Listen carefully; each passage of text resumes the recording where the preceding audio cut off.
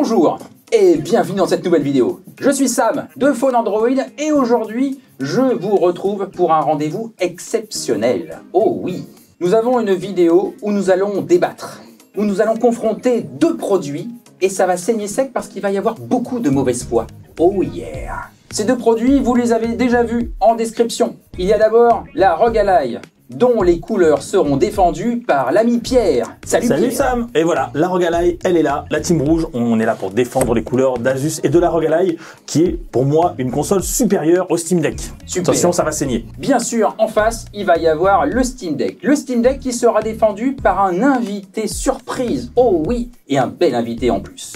Il s'agit d'Axel. Salut Axel. Bonjour, Axel Pégon, enchanté, aka Citizen Erase, rédacteur pour WarLegend.net.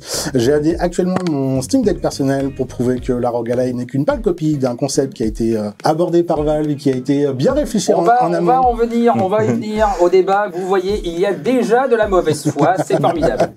Vous pouvez retrouver la prose de Axel sur WarLegend.net, bien sûr, il y a le lien en description. Nous avons deux visions du gaming. Nous avons quelques questions pour les départager, bien évidemment. Mais avant cela, les gestes qui sauvent, bien entendu, pour cette chaîne. Le pouce vers le haut, l'abonnement et la clochette qui va bien. Allez, place au débat. Première question, c'est le design.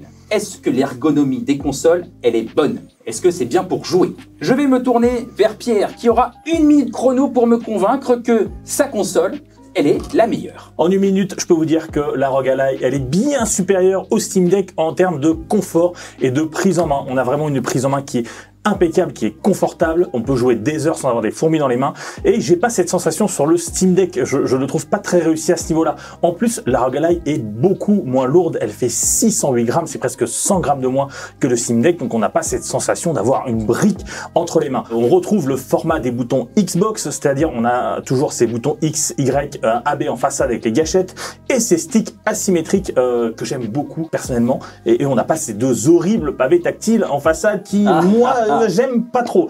Et enfin, dernier petit truc, et oui, c'est une console gamer, donc il y a des petites LED, regardez ici, il n'y a pas ça sur le Steam Deck, si je me trompe pas. Pour moi, la prise en main et le confort de la ROG Ally est quand même bien meilleur. Même question donc pour toi, vas-y, tu vas pouvoir défendre pendant 1 minute le Steam Deck, vas-y. Alors, peut-être qu'on n'a pas de LED, mais au bout d'un moment, les gamers ont bien compris qu'un petit peu de sobriété de temps en temps, ça fait pas mal. Et puis pour la planète aussi, et pour la batterie, surtout.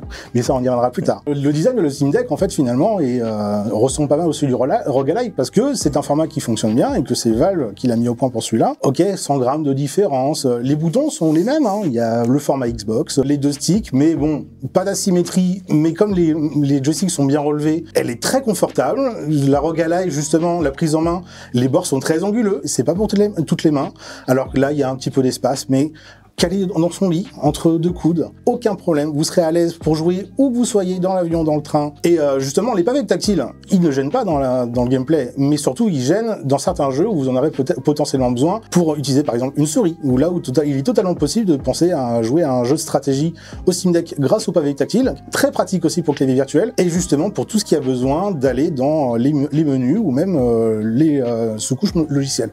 D'accord, donc ici nous avons donc deux visions du gaming qui ne sont pas si éloignées que ça, parce qu'on a toujours les mêmes boutons, parce qu'on a toujours deux sticks analogiques, même s'ils sont positionnés légèrement différemment. Maintenant que nous avons vu le design, on va rentrer à l'intérieur de la fiche technique, on va parler écran, on va parler performance, on va parler aussi autonomie. Ça fait beaucoup de sujets évidemment, et pour le coup, je vais accorder 2 minutes à chacun de nos débatteurs. Quels sont les arguments techniques du Steam Deck par rapport au ROG Ally? La puissance ne fait pas tout. C'est un peu classique comme argument, mais il y a un peu de ça. 800p, mais pour ce format-là en 7 pouces, il n'y a pas besoin de plus. Ça permet justement d'économiser un petit peu de batterie. 60 Hz, quand les jeux indépendants permettent de jouer à 60 FPS, aucun souci. Et n'importe quel AAA pourrait tourner à 30 FPS. Pas besoin d'avoir un écran à 120 Hz, même en 1080p où on verra très peu la différence. Ce qui permet d'avoir des gains de performance et avoir surtout un système ultra optimisé pour ces jeux-là. Surtout que les développeurs peuvent choisir d'avoir une optimisation précise pour le Steam Deck qui va d'abord avoir des shaders précompilés directement téléchargés depuis Valve. Le Steam Deck est moins puissant que le ROG Ally, mais tout est une question d'optimisation sur tous les plans, que ce soit d'un point de vue logiciel, sous logiciel ou même dans le jeu en lui-même. Tout dépendra comment vous voulez gérer vos ludothèques et comment vous voulez bidouiller. Tout est possible. J'ai une toute petite question. Est-ce que ce que tu viens de raconter vaut pour toutes les versions du Steam Deck? Parce que je sais qu'il y a 3 versions différentes. différentes? Les 3 versions différentes, la simple différence va se faire sur la capacité de stockage. Vous pouvez ajouter de la capacité avec une carte micro SD. Le pire, c'est que les temps d'accès entre la carte micro SD et le SSD sont probablement équivalents, mais l'avantage, c'est que du coup, avec 64 Go, la version de base, 419 €. Ça, on commence avec un prix plancher, contrairement à la ROG Ally qui a un prix directement 800 €. On en reparlera du prix, évidemment. La puissance graphique de la version la plus chère du Steam Deck offre davantage de confort au niveau des jeux, notamment sur les AAA. Est-ce que tu peux me le confirmer? Un petit traitement de l'écran qui est différent, un petit traitement anti-reflet, mais sinon la puissance est la même. Maintenant, on va se tourner vers Pierre qui a quand même une vision un peu différente quand même du gaming là-dessus. Vas-y Pierre, fais-moi rêver. Exactement, en 2 minutes top chrono, je peux vous dire que la puissance ne fait pas tout. Si, elle fait tout parce qu'on est quand même sur une console qui est en vrai un PC déguisé. Et là-dessus, la ROG Ally explose le Steam Deck, mais il n'y a même pas débat. C'est pas moi qui parle, ce sont les chiffres. Alors oui, on a un écran 1080p 120 Hz. Et oui, 1080p, c'est quand même bien mieux que 720p, même sur un écran 7 pouces. Faut vraiment mettre des lunettes, parce que la différence, elle se voit même sur cette taille. Là-dessus, on a vraiment un confort qui est supérieur. Après, niveau puissance, on a une puce Ryzen Z1 Extreme à l'intérieur, qui est 2 fois plus puissante que la puce du Steam Deck. Et là, pour le coup, les chiffres aussi parlent d'eux-mêmes. On peut jouer au jeu en 1080p, à peu près environ pour les AAA, je parle 40 images par seconde en moyenne. Vous pouvez voir nos benches sur notre test sur phone Android, mais là-dessus c'est pas possible sur le Steam Deck. Il faut vraiment faire beaucoup plus de concessions parce que là on a vraiment une partie graphique qui est bien réussie. Les dégagements de chaleur aussi mieux maîtrisés sur la ROG Ally, vraiment Asus sait faire là-dessus. La question de l'autonomie, je veux bien concéder ça, mais en même temps c'est un PC qui est fait pour jouer chez soi, donc qu'il n'y ait qu'une heure et demie d'autonomie. Chez soi on y joue dans son lit, on branche la console et là-dessus on peut vraiment avoir une expérience de jeu qui est très appréciable. Dixit du coup l'intérêt du format portable. Non, parce que c'est une console qui permet de jouer chez soi en format domestique. La télévision est prise, voilà, on n'a pas envie de se remettre sur un écran PC après avoir passé la journée devant son ordinateur. On se met sur la ROG Ally, on peut jouer tranquillement dessus, sans se prendre la tête, sans se remettre devant un écran de bureau. C'est quand même pas mal du tout. Merci beaucoup Pierre, c'était très intéressant et nous avons effectivement une vision qui est vraiment très différente au niveau des performances, au niveau de l'autonomie, on l'a vu aussi, en tout cas de la gestion de la batterie finalement. Est-ce qu'il y avait vraiment besoin d'avoir une batterie finalement dans le ROG Ally? On se demande un petit peu finalement.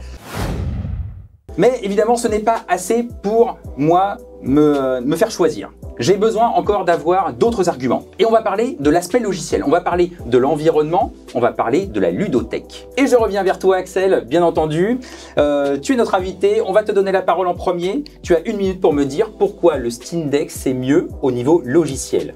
Alors déjà dans le nom, Steam Deck il y a Steam. Et du coup Steam est complètement intégré de A à Z dans la machine, qui passe par un Linux. Et donc l'entièreté de votre ludothèque Steam peut fonctionner très bien sur le Steam Deck. Il y a un système développé par Valve pour s'assurer que la majorité des jeux fonctionnent de façon fluide et ultra intégrée au Steam Deck pour avoir une expérience de jeu optimale. Et comme c'est une plateforme libre, de plus, vous n'êtes pas bloqué, vous pouvez aller bidouiller dans le Linux, il y a beaucoup de ressources pour ça. Il y a une communauté qui est très grande dans le Steam Deck grâce à la popularité de la console qui permet vraiment d'en faire beaucoup de choses, de l'émulation, intégrer des jeux qui ne sont pas forcément dans Steam, comme GOG, Battle.net, Origin. On peut mettre ces jeux-là sur le Steam Deck, ça demande juste un petit peu d'effort, mais rien n'est vraiment bloqué, c'est une console qui a beaucoup de possibilités, il suffit juste un petit peu de s'intéresser à ce qui est possible de faire. Pierre, vas-y, dis-moi pourquoi le ROG Ally c'est mieux ou pas par rapport au Steam Deck? Évidemment que c'est mieux, évidemment. Alors déjà, c'est vrai, je vais te concéder ça, la surcouche, elle est un petit peu pataude des fois. Windows 11 est un peu une faiblesse parce qu'on sent que c'est un ordinateur avec une grosse surcouche dessus. Mais c'est aussi paradoxalement sa plus grande force parce que tout ce qu'on peut faire sur Windows 11, on peut le faire sur la ROG Ally parce que c'est un PC. Il n'y a pas besoin de bitouiller, il n'y a pas besoin de d'aller dans les tréfonds du code comme c'est le cas sur le Steam Deck. Là, on peut l'utiliser comme un vrai PC. Ça veut dire concrètement qu'on peut installer tous les jeux disponibles, pas seulement ceux de Steam, ils sont disponibles évidemment, mais on peut installer Battle.net si vous voulez jouer à Diablo 4 dessus, c'est possible. On peut installer l'application Xbox, on peut jouer à Gears of War ou Halo dessus. On peut installer ceux d'Epic Games, même Fortnite si vous voulez. Ce que vous faites avec un PC, vous le faites avec la ROG Ally. Et en plus de ça, il suffit de brancher votre ROG Ally à un écran, et vous avez un ordinateur entre guillemets classique pour jouer ou même pour travailler. Et ça, le Steam Deck, je suis pas sûr qu'il le fasse. Mais bien sûr que si qu'il le fait. Non mais bon. Alors, est-ce que c'est une bonne affaire financière que le Steam Deck ou le ROG Ally? Je vais d'abord me tourner vers Pierre. Pierre, est-ce que pour 799 €, est-ce que c'est une bonne affaire que ce PC portable? En 30 secondes, alors oui, tout simplement parce que, paradoxalement, ce n'est pas une console de jeu, c'est un ordinateur gamer. Et je suis pas sûr qu'on trouve beaucoup d'ordinateurs gamer pour 799 €. En plus, avec une manette et un écran intégré, moi j'en suis pas certain. Donc là, pour le coup, ouais, 800 €, ça peut piquer comme ça, mais quand on y réfléchit, quand on regarde le produit dans sa globalité, c'est vrai que c'est plutôt intéressant parce que essayer de trouver un PC portable à 800 € qui fait tourner tous les derniers jeux du moment, impossible. La Rogalai, elle le fait. Et en face, nous avons un Steam Deck avec 3 prix différents. C'est quoi l'argument ultime qui justifie l'achat d'un Steam Deck? L'optimisation du système, mais du coup qui va aussi avec l'optimisation du prix. Du coup, un prix plancher à 419 €, 2 fois moins cher que la Rogalai, en version de base effectivement à 64 Go de stockage de base, mais qui permet d'avoir une expérience qui est très proche, mine de rien, et avec tous les avantages d'un PC gamer, certes avec un petit peu de bidouille pour en profiter à fond, mais c'est un temps investi justement à apprendre à dompter la bête qui est jamais gâché. C'est un excellent produit auquel on s'amuse à apprendre à dompter, et en plus pour ce prix-là, vous avez une sacoche qui est offerte. Merci, merci, merci beaucoup messieurs. Vous avez tous les deux des arguments extrêmement convaincants. Et du coup, voilà, on a exposé nos arguments, mais toi là, si tu devais en choisir une maintenant, laquelle tu prends? Malgré tout, moi je préfère encore ma Nintendo Switch, bien entendu. Moi je suis un gamer Switch, je suis désolé. Mais peut-être que vous avez été convaincu par les arguments des deux débatteurs. Et si c'est le cas, on se donne rendez-vous en commentaire comme d'habitude pour continuer le débat et pour argumenter bien évidemment. Cette vidéo touche malheureusement à sa fin. Et oui déjà, je sais c'est difficile. Merci en tout cas de l'avoir regardé jusqu'au bout. Si ça vous a plu, lâchez-nous un petit like. Merci à Pierre. Merci à Axel d'avoir accepté notre invitation. Je rappelle, il est sur warlegend.net, le lien en description comme d'habitude. Très bon site, je le conseille. On se retrouve très bientôt pour une nouvelle vidéo. D'ici là, portez-vous bien.